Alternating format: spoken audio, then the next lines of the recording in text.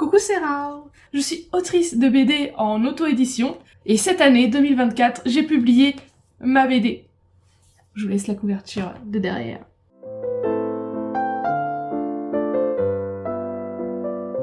Donc cette vidéo, c'est une rétrospective sur l'année 2024. Comme je l'avais dit dans la dernière vidéo, ça aurait été bien que je fasse une rétrospective de l'année 2024 parce qu'il s'est passé beaucoup de choses et entre autres, j'ai publié justement une BD de 70 pages de BD, mais 90 pages au total. Et donc tu le sais si tu regardes mes réseaux sociaux, mais en fait j'ai pas eu la patience d'attendre l'ISBN pour imprimer. Donc on se retrouve à devoir faire des étiquettes pour les coller dans le livre. Devinez c'est qui a oublié de mettre l'ISBN dans son livre. Donc voilà, on va faire système D, hein. Les mentions légales, en vrai, c'est important de les avoir dans le livre. C'est juste que j'ai reçu l'ISBN un peu tard. Je venais de l'envoyer à l'imprimeur. Du coup, j'en suis à poser des stickers. Est-ce que ça passe ? En tout cas, mon chéri, tu finis dans la pile des livres avec ISBN. Encore ça. Et je crois que j'ai totalement oublié de mettre le prix. Mais on fera mieux pour la réimpression. Mais du coup, il va falloir que je vous parle de ce qu'il s'est passé pendant l'année 2024. Donc le premier truc dont je veux parler, c'est le fait que j'ai participé à beaucoup de zines et beaucoup d'activités entre artistes amateurs et moins amateurs. Mais globalement, c'était de l'auto-publication. Il y a eu toute la partie avec Canvas Jungle, qui est du coup un compte qui met en avant les canvas et donc les BD amateurs qui sont postés sur Webtoon. Donc dans la partie canvas, c'est pour ça que ça s'appelle Canvas Jungle, c'est la jungle des canvas. Et ça, en fait, il y a beaucoup d'activités, il y a eu des calendriers, des échanges de dessins, et ce genre d'activités, je les adore, je le fais depuis que que j'ai commencé à dessiner, et ça me motive beaucoup à dessiner.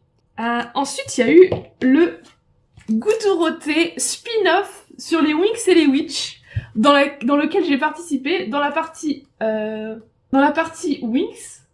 J'essaye de retrouver mon dessin.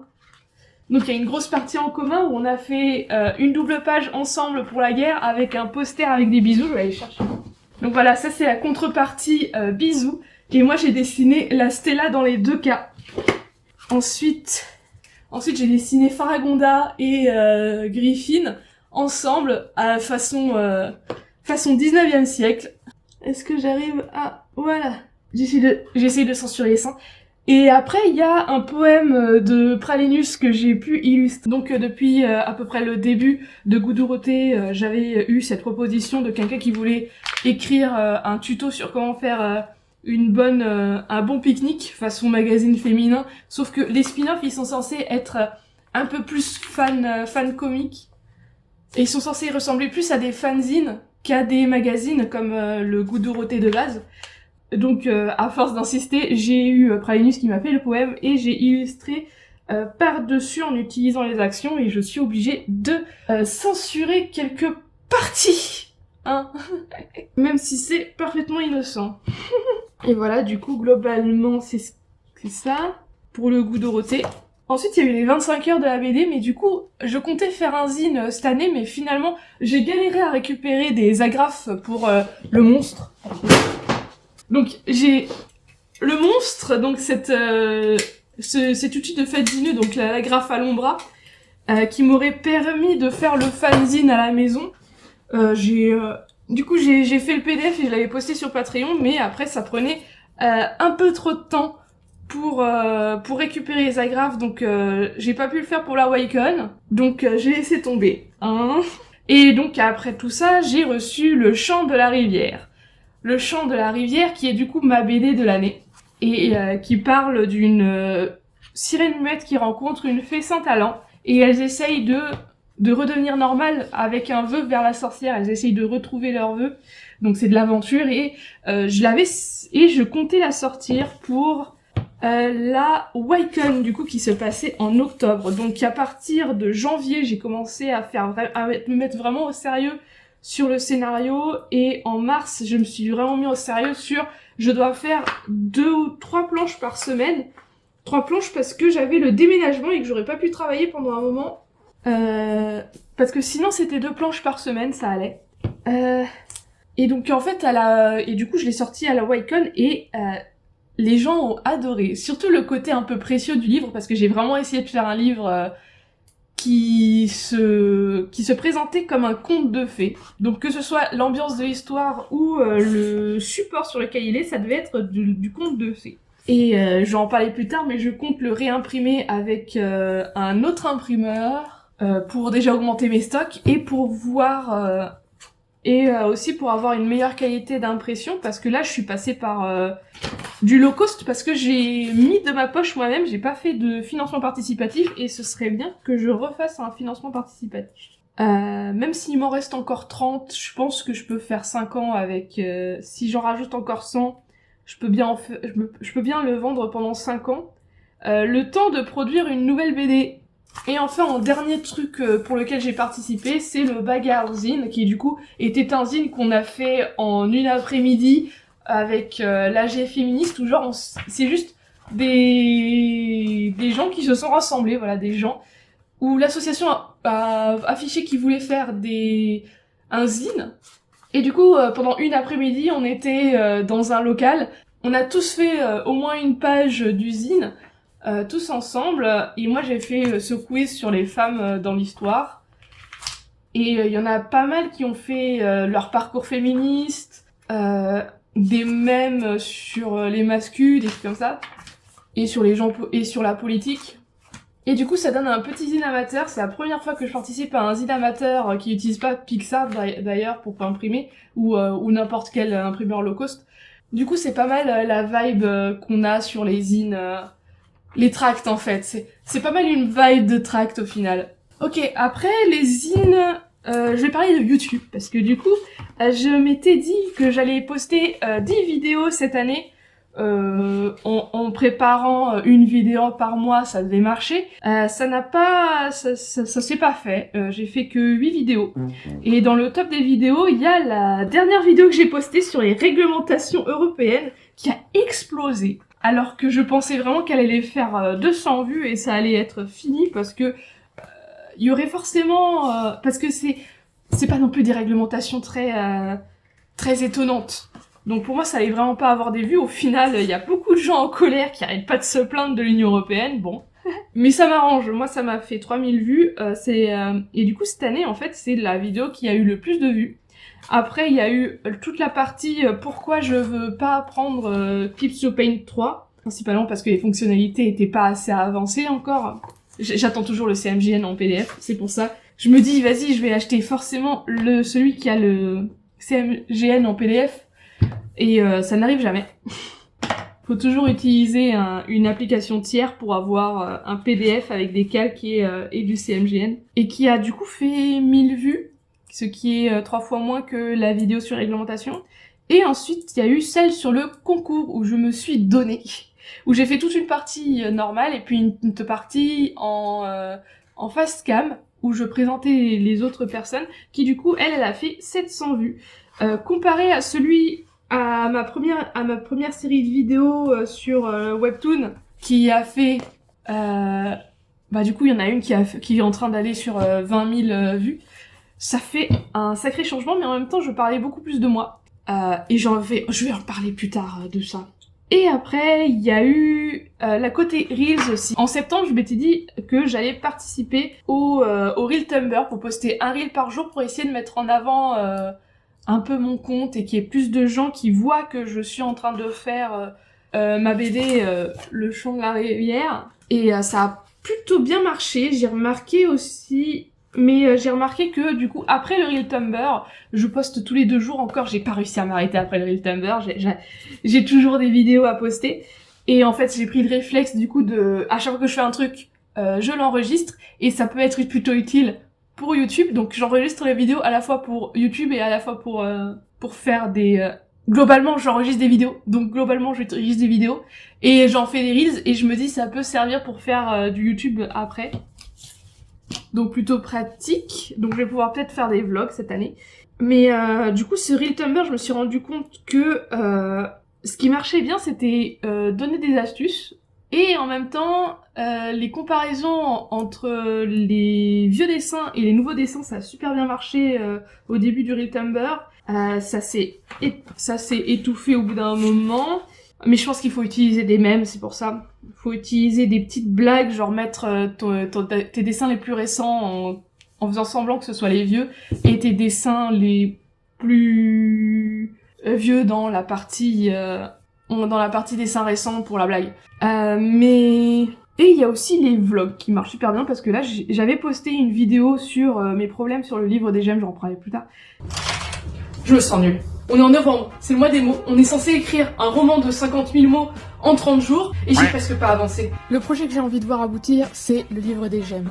J'en parle depuis 3 ans avec des vidéos, des posts Insta, des newsletters, mais impossible d'en faire quelque chose de concret. Donc en gros, c'est l'histoire de Néritès et de Coral, qui sont les 2 enfants du roi Néréus, mais qui sont issus de 2 mères différentes. L'une, la mère de Néritès, Thala, a été bannie. Et du coup, son fils veut qu'elle soit innocentée du crime dont on l'accuse. Mon problème, c'est que je ne sais pas quoi faire. Donc c'est normal que j'avance pas, je sais pas où est-ce que je vais aller. Mon premier projet, c'était de faire un roman avec des illustrations. Mais ça veut dire écrire, ce qui est mon point faible. La seconde option, en faire une BD en auto-édition et le poster sur Webtoon. Le problème, c'est que c'est m'engager sur du long terme pendant des années. Je peux aussi proposer à des éditeurs, mais c'est me confronter à des refus et devoir renégocier mon travail à temps plein. Donc, à ma place, qu'est-ce que tu ferais? Elle a pas mal fait réagir, donc elle a eu pas mal de vues aussi. Après, il y a pas mal de nouveautés qui sont sorties pour les conventions, du coup des prints dont je ne vais pas parler. Il y a cette stratégie d'avoir mis des petites cartes hors Scientologie dans des pochettes surprises parce que justement il y a plus le livre hors Scientologie, donc il y a plus rien pour attirer les fans de mythologie et de chevaux. Donc moi j'ai fait ces petites cartes avec j'ai acheté des enveloppes super belles et je fais des petites cartes avec qui permettent justement de pouvoir recollectionner les prints et de me débarrasser en soi des prints, et ils sont à 1 € chaque print, donc c'est pas mal. Et chaque personne peut essayer de reconstruire du coup le livre hors Scientologie, même s'il y a des petites fautes dans le français, j'ai remarqué en relisant. Du coup il y a eu le chant de la rivière aussi. Surtout, il y a eu mes cartes historiques dorées sur différentes relations, sur différentes sexualités. Donc il y a homosexuel avec Achille et Patrocle, bisexuel avec la Maupin et lesbienne avec Sappho, qui sont du coup mon premier gros projet premier gros projet où j'ai dépensé sans compter pour avoir quelque chose de doré, qui c'est du coup grâce au fait que à la Japan Party j'ai vu le stand de Mitsuko et le fait qu'elle vendait des cartes dorées qui avaient des décors très spécifiques, parce que de base j'ose pas faire de doré, j'ai l'impression qu'on peut pas faire des choses très élaborées en doré, mais quand j'ai vu son stand je me suis dit attends, je pourrais faire des cadres baroques avec de la dorure. Donc c'est ce que j'ai fait et je confirme, on peut faire des cadres de baroque avec ça, et aussi des petits détails comme le cercle pour faire art nouveau, des aplats de couleurs pour donner un vêtement, des bords de vêtements dorés, bref. Je me suis beaucoup amusée et l'évolution avec... Et donc, ça c'était en 2019 ou 2020, où c'était la première fois où j'avais fait du doré. Et on voit la différence de confiance que j'ai eue envers le doré. Et du coup, c'est une évolution plutôt intéressante à ce niveau-là, donc je considère ça comme un succès. J'ai envie de continuer cette série. Et ensuite, dans les trucs récents que j'ai fait mais que j'ai pas mis en vente,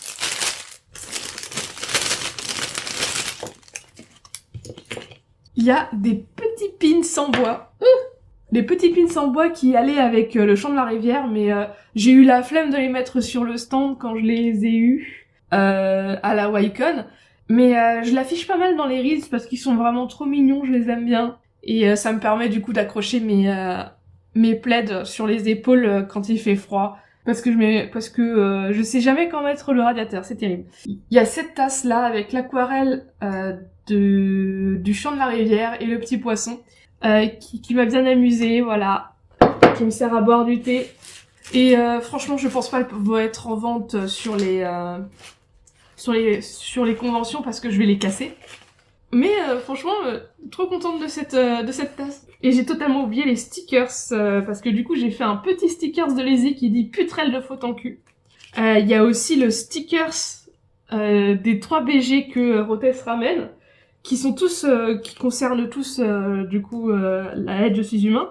Et puis t'as suite des Chants de la Rivière, du coup il y a l'aquarelle, la promesse, ça c'est ce que j'appelle la promesse, c'est celles qui sont dans les pages. Donc ouais, il y a quelques stickers, et ceux-là ils étaient déjà à la Wacom, mais je les mettais dans des paniers parce que c'est des stickers plutôt fait maison, que je vends à 1€ chacun, ou en petit pack de 3 stickers pour 2€, voilà. Parce que c'est un peu le truc bas budget qui te permet de me connaître, en gros. C'est ça le truc.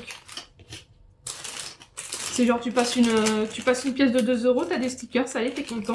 T'as quand même participé au budget de mon stand, et c'est bien.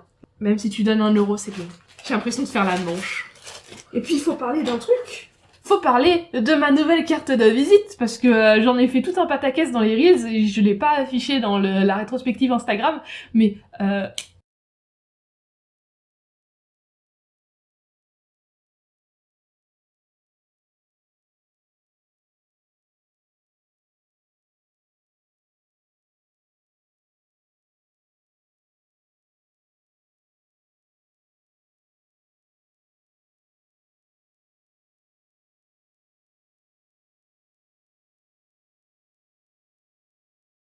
j'ai découvert un truc sur un autre compte, une autre personne qui faisait du coup des cartes de visite où il pouvait noter des trucs derrière, alors que d'habitude je suis quelqu'un qui fait des cartes de visite très fancy, avec beaucoup de brillance. Genre j'adorais le métallisé de Vistaprint. J'ai fini par prendre de la dorure sur Vistaprint pour faire des effets. Donc c'est la dorure pour faire des effets, où là en fait tu vois mon nom que si tu le tournes, tu vois mon pseudo que si tu le tournes d'une certaine façon. Donc des petits effets, et là il y avait de l'embossage dans une carte très simple avec juste un petit relief sur le nom. Et ça j'en suis très contente hein, de mes cartes de visite. J'adore faire des cartes de visite, franchement à chaque fois on voit l'évolution de ma mentalité. Et du coup celle-là c'est vraiment juste je mets un message à l'arrière. Donc elle est très simple, elle est pas fancy, il y a pas de bossage, il y a pas de dorure comme les autres. Et il y a globalement des lesbiennes dessus pour dire je me suis mis à faire des lesbiennes.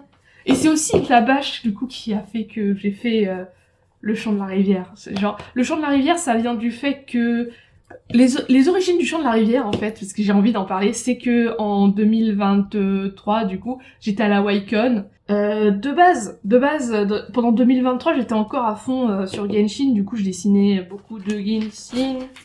Je dessinais beaucoup de Genshin et je faisais des fanfics et des fanarts en BD qui marchaient pas trop mal, jusqu'au moment où quelqu'un me dise vas-y, tu fais une histoire Kokomi Sirène et Barbara fait et elles vont il y a toute une histoire elles ont pas assez confiance en elles, donc elles vont voir qu'elle est une sorcière pour faire des vœux. Et en fait j'ai tellement développé le scénario que j'ai fini par me dire vas-y je vais faire une œuvre originale avec.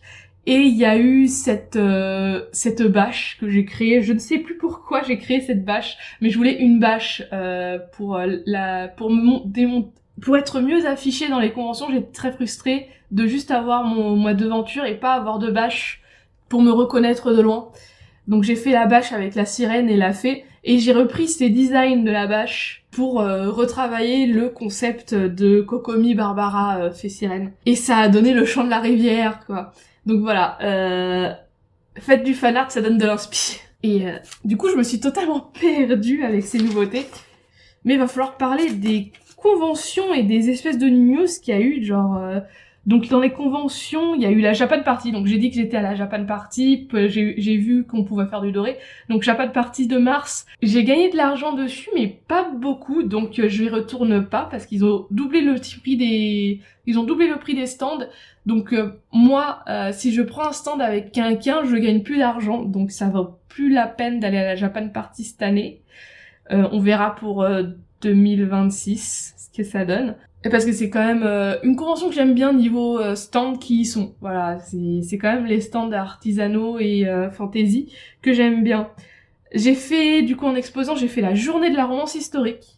Première, j'étais allée l'année dernière, j'ai découvert la journée de la romance historique par hasard en 2023. En 2024, je me suis dit, il faut absolument que je la fasse avec le stand Webtoon Café.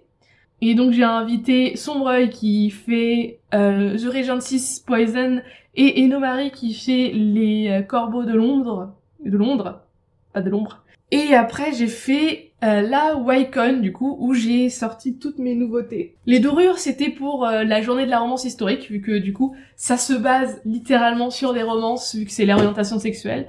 Et pour la YCon, je voulais absolument sortir mon livre, le livre des... Mon livre, Le Chant de la Rivière, pour avoir une BD en fait, parce que la YCon, je trouve que les gens cherchent beaucoup de zines en fait, ils cherchent beaucoup des zines et beaucoup des livres, ils achètent plus de livres que des goodies en fait, globalement. Et ensuite en intervention, il y a eu la Japan Expo Paris où je suis allée avec le Webtoon Café où j'ai aidé pendant le week-end sur le stand des activités. Il y a eu la Harajuku. Il faut le rajouter dans les conventions que j'ai fait avec le Webtoon Café. La Harajuku aussi, on a fait des activités avec le Webtoon Café. Donc j'y suis allée que le dimanche pour faire les activités parce que le samedi il y avait un rendez-vous avec Canva Jungle, il y avait une IRL Canva Jungle, j'avais vraiment envie d'y aller. Plus la fermeture plus un déstockage d'une mercerie où il fallait vraiment que j'y aille. Et du coup la Harajuku avec des activités de dessin, de modèles vivants, avec les cosplayers, c'était très fun. Et j'ai vu du coup le côté... en 2023, c'était le côté exposant que j'ai vu de la Harajuku, et en 2024, c'était le côté créer des activités avec Mélusine. On va voir ce que ça donne pour 2025. J'y suis ensuite allée à la SoBD, où on a mis en place la bibliothèque éphémère du Webtoon Café. En gros, on se fait offrir des livres par les éditeurs pour les mettre en avant dans les conventions. Et donc ça a été fait à la fois à la SoBD et à la fois à la Japan Touch. Normalement, c'était Lyon. Japan Touch avec Saki qui a ramené tout ce que j'avais en doublon. Et ensuite, il y a eu pas mal... Et ensuite, il y a le fait que j'ai intégré l'association du Coven Tales pour pouvoir donner mes livres et qu'ils soient vendus à Angoulême aussi. Ça, c'est vraiment sur le côté. J'espère pouvoir vendre un peu plus cette année grâce à Coven. Et aussi, ça m'encourage à faire mon dossier d'édition. J'en parle plus tard. Sur ce que je veux faire au niveau nouveau projet. Et aussi, fin d'année, par surprise, j'ai été invitée à la journée du management culturel pour parler du côté influenceur des auteurs de webtoon. Moi, je remercie beaucoup la personne qui m'a conseillé, qui a soufflé l'idée. Donc franchement, je suis plutôt contente. Il y a une rediffusion sur YouTube qui justement permet de me voir faire la table ronde et discuter avec les personnes. Et c'était une super expérience. Du coup, j'ai profité pour aller voir d'autres conférences et en apprendre plus sur comment les gens qui étudient vraiment le management culturel créent leurs entreprises. Et donc là, on va parler d'avenir. Ok, donc je vais commencer vite fait par les projets que je compte faire sur toute l'année, ok ? Donc ça va être des projets en long terme. Donc la première chose que je fais en ce moment, du coup j'en ai parlé vite fait quand j'ai parlé de Commentail, c'est que je fais un dossier d'édition pour mon projet qui s'appelle Le Livre des Gemmes. Je suis vraiment pas sûre qu'il va se faire éditer, mais en tout cas c'est le prochain projet que j'ai envie de mettre en place. Le truc c'est que c'est un gros projet et que j'ai besoin d'un garde-fou à côté, donc j'ai besoin peut-être d'un éditeur. Si je peux me faire éditer, je pourrais me mettre à mi-temps sur mon travail pour passer plus de temps dessus et donc accélérer la production aussi, parce que sinon je le fais toute seule, je le fais avec mon travail à côté, ça veut dire que j'ai que 3 heures par jour, je ne fais que ça de mon temps libre. Ça peut prendre un mois par épisode, je pense que j'en ai pour au moins 5 ou 10 ans. C'est une grosse fourchette, mais je pense que j'en ai plus pour vers 10 ans que seulement 5 ans. Parce que c'est quand même un projet qui est un peu trop ambitieux, donc je voulais en faire un roman à la base. Je voulais en faire un roman avec des illustrations, mais en faisant relire avec les bêta-lecteurs, j'aime pas forcément les retours que j'ai. Je me dis que je suis vraiment nulle à l'écrire. Et aussi, il y a ce problème de... à la fois, le roman, ça me permettrait de le poster, de le publier en 1 ou 2 ans. Et c'est plutôt pratique. Mais en même temps, la forme d'art avec laquelle je préfère raconter des histoires, c'est quand même le dessin. Et en BD, ça va prendre 10 000 ans, quoi. Et donc, j'ai ce problème de toujours être entre les deux, en train d'écrire, je me dis, ah là là, ce serait tellement mieux en BD, franchement, je vois les scènes, je sais trop ce que je devrais faire. Et d'un autre côté, le moment où je commence à faire la BD, c'est plutôt en mode, ah là là, ça prend trop de temps, au final, la scène ressemble pas à ce que je voudrais, peut-être que ce serait mieux si je la mettais. Au final, la scène, elle s'allonge aussi, elle est trop longue pour dessiner, elle serait mieux en roman. Et donc je suis dans cet entre-deux, et j'en ai parlé dans un reel sur le fait que je ne sais pas comment faire ce projet. Donc si j'ai un éditeur pour le faire en webtoon, je le ferai entièrement en webtoon. Si j'ai pas d'éditeur, ça va être un truc. Je sais pas trop ce que ça va être, mais ça va être un truc. Donc voilà, ça c'est le projet un peu problématique, et le projet sur le long terme. Deuxième projet, ça va concerner YouTube, c'est que cette année j'ai fait que 8 vidéos. Parce que vraiment je le mettais sur le côté faire des vidéos, et je le faisais vraiment que quand il y avait des événements, genre par exemple sur une conversation, j'ai dit à quelqu'un, vas-y, je te fais une interview pour que on fasse du vecteur tous les deux, donc ça a donné la vidéo avec Compote. Il y a eu le concours où j'ai réagi au fait que ça avait publié, et j'ai demandé à des gens de me proposer leur BD. Les réglementations européennes, pareil, j'ai réagi. Donc là, j'ai gardé des rushs des derniers projets que j'ai eus. Donc le Chant de la Rivière, j'ai pas mal de rushs. Les 25 heures de la BD, je suis en train de le monter, et ça fait 1 mois que je suis dessus. Et j'ai bientôt fini, il y a plus qu'à faire l'outro. J'ai aussi envie de faire des vidéos sur le zine que je vais faire avec les 25 heures de la BD. J'ai envie pour justement faire un côté vas-y, on va créer des zines tous ensemble. Genre te motiver toi aussi à créer des zines de ton côté, parce que ça peut être fun, et voir comment ça marche en convention. J'ai beaucoup de mal à faire des vlogs de convention, je pense que ça va rester des reels, ces trucs-là. Ok, on reprend la partie vidéo YouTube. J'ai aussi envie de faire... j'ai envie de refaire aussi les vidéos sur le concours que j'ai fait en 2021, et les mettre à jour pour mettre les connaissances que j'ai récupérées entre-temps.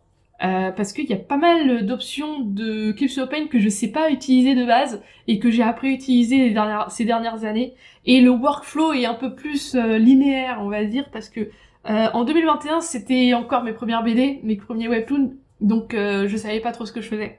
Je savais pas, il y avait encore des moments où je perdais du temps à faire des choses, alors que là, j'ai une grosse BD que j'ai terminée, qui a participé au concours Webtoon FR, et en plus, là, cette année, il va y avoir le concours Webtoon US, où on va pouvoir participer, où je vais pouvoir profiter du fait qu'il y a 2 concours, du coup, le US et le FR. Par contre, on sait pas trop à quelle sauce on va être mangé sur le concours FR, parce que ils ont l'air de sous-entendre dans des formulaires qu'ils vont créer des catégories un peu plus précises, ou faire des concours par catégorie. Ça fait un peu peur, parce que moi, ce que j'aime bien avec le concours Webtoon, c'est justement qu'il n'y ait pas de thème. Du coup, je peux mettre la BD sur laquelle je travaille depuis décembre dernier, quoi. Donc, on verra. Et du coup, Webtoon US, Webtoon FR, donc il y a 2 occasions de faire connaître mes vidéos, même si c'est francophone, je pense qu'il y a moyen de moyenner.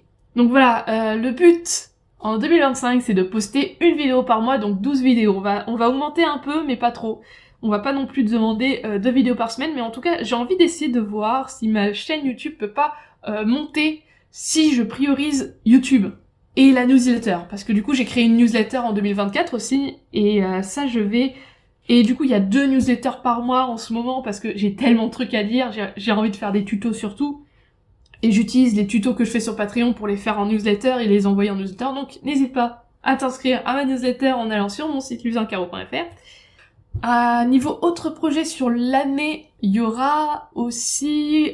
j'ai créé un compte qui s'appelle Casse par phase avec Void Favor, où on est censé mettre des posts un peu plus éducatifs là-dedans, pendant que moi je me concentre sur mon compte à faire des posts sur ce que je fais avec mes œuvres, que mes œuvres elles apparaissent, ok. Donc ça je vais essayer parce que je l'avais proposé genre en octobre en mode vas-y j'ai trop d'idées de tutos, il faut trop que je fasse un compte à côté pour montrer mes tutos. Pour l'instant j'ai pas réussi à le remplir en décembre donc ça a l'air un peu foireux. Il y a les autres projets où là j'ai un peu plus une date. Le premier truc à faire, c'est réimprimer avec un autre imprimeur le Chant de la Rivière pour justement tester plusieurs imprimeurs sur le même type et pouvoir modifier quelques coquilles qu'il y a sur la première version. Donc vous avez les gens qui ont déjà le Chant de la Rivière ont une version collector avec la guitare qui est au pied de la fée alors qu'elle est censée être avec seulement la sirène. C'est elle la sirène qui est censée avoir les instruments parce que c'est elle qui vit dans le monde où il y a de la musique. Et donc il y a la guitare, puis il y a plus la guitare, puis il y a la guitare où c'est la sirène qui l'a. Bref, ça c'est le genre de coquille. Il y a une coquille de faute de frappe à faire. Je vais peut-être essayer d'avoir une mise en page un peu mieux et un peu plus claire sur les fiches entre les chapitres.